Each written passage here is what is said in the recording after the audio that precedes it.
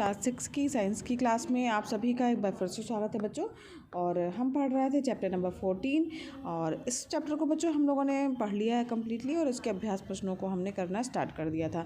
और अगर इसके पहले की भी चैप्टर जो है बच्चों हम कंप्लीट पढ़ चुके हैं और साथ ही अभ्यास प्रश्नों को भी कंप्लीट कर चुके हैं।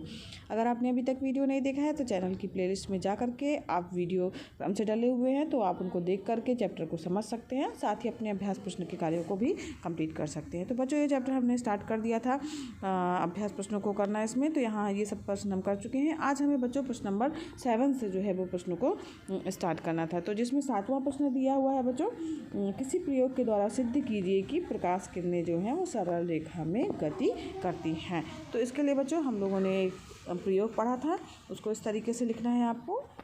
तो इसके लिए बच्चों जो प्रयोग आप इस तरीके से लिखिएगा। आपने जब हम चैप्टर पढ़ रहे थे बच्चों तो हमने क्रियाकलाप पढ़ा था, पेज नंबर आपका 133 है, तो उस पर हमने पढ़ा था कि किस तरीके से प्रकाश का संचरण होता है या प्रकाश सीधी रेखा में जो है वो गति करता है। तो उसमें एक ये जो चित्र बना हुआ है वो आप अपनी फेयर कॉपी में बना लीजिएगा, जिसमें 3 दप्तियाँ बनी हुई हैं और एक लड़की जो है वो मोमबत्ती को दूसरी तरफ मोमबत्तियों के रखी हुई है। मोमबत्ती जो है वो दप्तियों की दूसरी तरफ रखी हुई है, उनको जो है वो देख रही है। तो उस तरीके से हमको चित्र बना लेना है और इसके में जो पॉइंट लिखने हैं आपको वो देख लीजिए किस तरीके से आपको लिखना है। तो पहला लिख लीजिएगा बच्चों, समान आकार की 3 आयताकार दप्ती के टुकड़े व मोमबत्ती लेकर के दप्ती के टुकड़ों को एक दूसरे के ऊपर रखकर उनके बीच में क्या करते हैं, छेद करते हैं। ठीक है। फिर इसके बाद जो है आपका दूसरा पॉइंट जो बनेगा वो आपका होगा कि मोमबत्ती को जला करके मेज पर रखते हैं तो तीनों दप्तियों को इस प्रकार से गीली मिट्टी की सहायता से खड़ा करते हैं कि तीनों दप्तियों में बने छिद्र एक ही सीधी या सरल रेखा में हों। यानी जो है छेद से हम आर पार जो है देखें तो एक दप्ती के छेद, दूसरे दप्ती का छेद और तीसरे दप्ती का छेद जो है तो तीनों जो है एक ही रेखा में या सरल रेखा में हों। ठीक है। इस प्रकार से रखने पर तीनों दप्तियों में से होकर मोमबत्ती की लौ जो है वो दिखाई देने लगेगी। जो आपका जो है तीनों दप्तियों के दूसरी तरफ जो है मोमबत्ती रखी हुई है वो आपको जो है वो दिखाई देने लगेगी जब आप उस छेद में से देखेंगे। ठीक। अगला जो है आप पॉइंट लिखिएगा, अब किसी भी एक दप्ती को थोड़ा सा भी खिसकाते हैं तो छेद जो है एक सीध में नहीं रहते हैं। जब आप इधर उधर करेंगे किसी भी एक दप्ती को तो वो छेद जो रहेंगे एक सीध में नहीं रहेंगे, जिसके कारण मोमबत्ती की लौ जो है वो दूसरी ओर से दिखाई नहीं देगी या दिखाई देना आपको बंद कर देगी। ठीक है। तो इससे क्या होगा, इससे जब दिखाई देना अगर बंद कर दे रही तो इससे क्या निष्कर्ष निकल के आया बच्चों कि प्रकाश का गमन जो है वो एक सरल रेखा में होता है या सीधी रेखा में प्रकाश जो है वो चलता है। ठीक है। तो ये आपका इस तरीके से इसका उत्तर लिख लीजिएगा और चित्र जो आपकी बुक में चित्र नंबर 14.2 जो बना हुआ है वो आपको चित्र अपनी फेयर कॉपी में कंप्लीट बना लेना।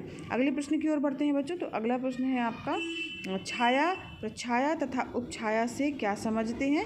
प्रयोग के द्वारा जो है इनमें आपको अंतर बताना है। तो यहाँ पर जो है छाया, प्रछाया और उपछाया के बारे में जो है आपको बताना है। तो बच्चों जब किसी भी प्रकाश की किरणों के बीच कोई भी अवरोध आ जाता है, ठीक है, जैसे मान लीजिए कोई प्रकाश की किरणें हैं, ठीक है, अगर उनके बीच में कोई अवरोध आ जाता है तो जितने भाग पर सूर्य का प्रकाश नहीं पहुँचता है ना, तो क्या होगा, वहाँ पर अंधेरा हो जाएगा। तो वहाँ पर अंधकार में आकृति बनती है जिसे परछाई या छाया कहा जाता है। ठीक है। समझ में आया किसे कहा जाएगा कि जितने भाग पर सूर्य का प्रकाश नहीं पहुँचेगा वहाँ पर अंधकार में आकृति बनेगी और जिसे परछाई या छाया कहा जाएगा। अब जब प्रकाश के विस्तारित स्रोत से अपारदर्शी वस्तु की छाया बनती है तब यह छाया एक समान काली नहीं होती है। ठीक है। अगर विस्तारित स्रोत से कोई भी अपारदर्शी वस्तु है उससे जा रहा तो उसकी छाया जो होती है एक समान काली नहीं होती है। इस छाया में भी 2 भाग होते हैं।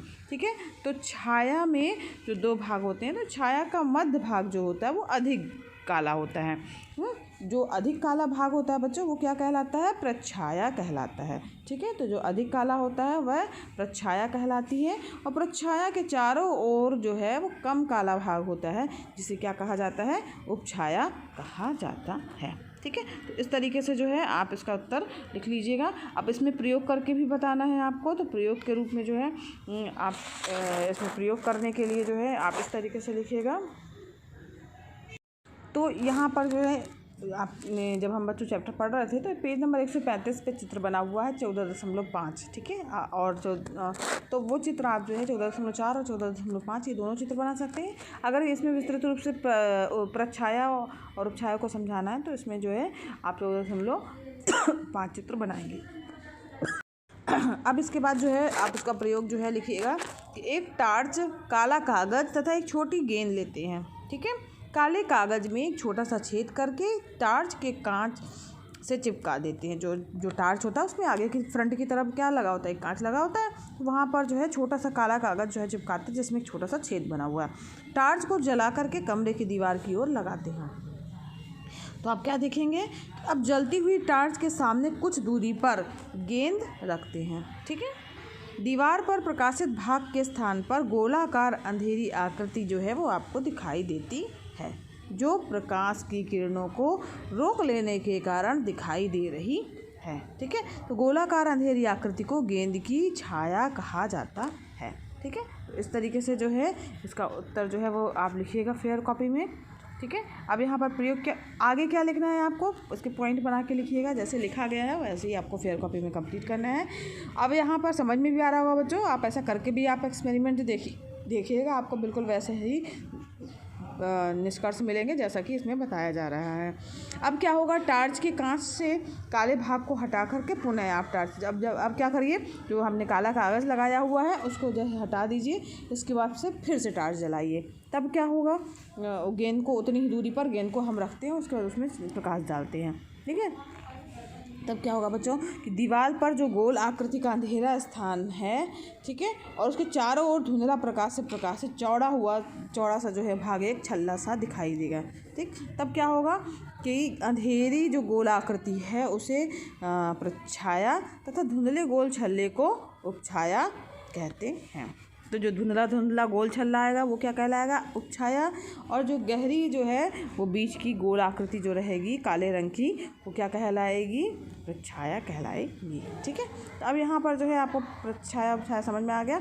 और प्रकाश स्रोत बिंदुवत होने पर, छाया तथा बड़ा होने पर, अगर मान लीजिए प्रकाश का स्रोत जैसे हमने इसमें कागज़ पे चिपका दिया था छोटा सा, बस केवल एक छेद छोड़ के, तो अगर ऐसी स्थिति रहेगी तो बिंदुवत अगर प्रकाश स्रोत है तो छाया बनेगी, तथा बड़ा होने पर जो है प्रच्छाया तथा उपछाया प्राप्त होती है, ठीक है। समझ में आया, प्रच्छाया उपछाया कब प्राप्त होती है, अगर बिंदुवत है तो केवल छाया बनेगी और बड़ा होने पर जो है प्रच्छाया व उपछाया प्राप्त होगी। तो इस प्रकार से इसका उत्तर कंप्लीट आप लिख लीजिएगा। अगला प्रश्न है बच्चों, सूर्य ग्रहण और चंद्र ग्रहण कब और कैसे लगता है, चित्र खींच करके समझाइए। तो यहाँ पर सूर्य ग्रहण के बारे में हम चर्चा कर लेते हैं। तो इसका चित्र भी बच्चों सूर्य ग्रहण और चंद्र ग्रहण का आपका बुक में बना हुआ है, वो आप बना लीजिएगा। तो यहाँ पर जो सबसे पहले हम बात कर लेते हैं सूर्य ग्रहण की। तो सूर्य ग्रहण जो होता है इसके लिए चित्र आप सूर्य ग्रहण के लिए आपकी बुक में 135 नंबर पेज पे चित्र 14.6 बना हुआ है, ठीक है। तो उसको आप बनाइएगा। कौन सा चित्र बनाएंगे, 14.6 जहाँ पर सूर्य ग्रहण हेडिंग है ना, उसको वो चित्र आप जो है कंप्लीट इसमें बना लीजिएगा। तो यहाँ पर सूर्य ग्रहण की जब बात हो रही है तो यहाँ पर हेडिंग डालिएगा और लिखिएगा कि सूर्य ग्रहण क्या है।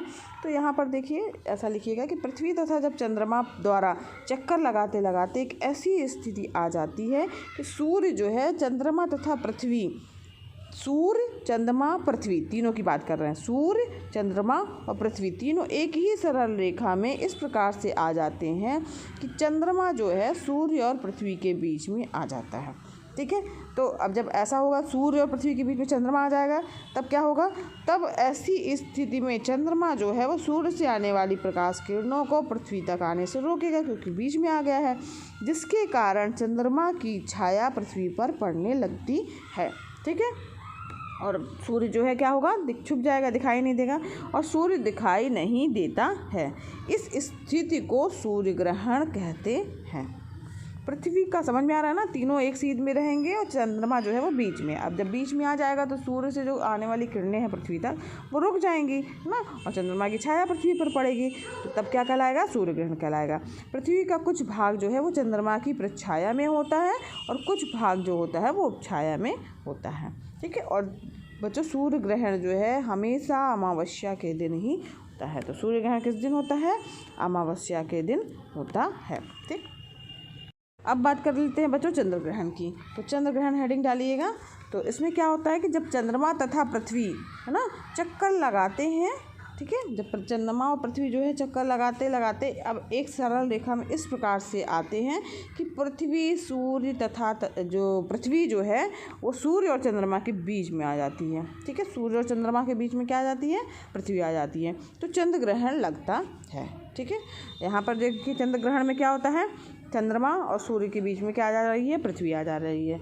और सूर्य ग्रहण में क्या हो रहा था कि चंद्रमा जो है वो बीच में आ जा रहा था पृथ्वी और सूर्य के, और चंद्र ग्रहण में क्या होता है, पृथ्वी जो है वो बीच में आती है, ठीक, किसके बीच में, सूर्य और चंद्रमा के बीच में आती है।